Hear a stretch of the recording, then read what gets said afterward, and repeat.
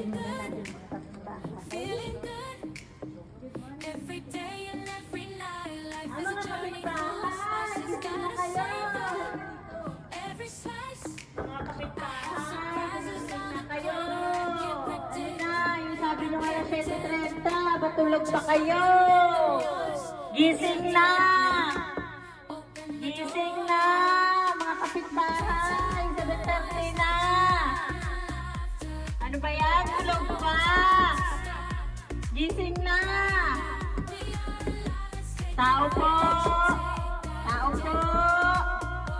Gising na kayo!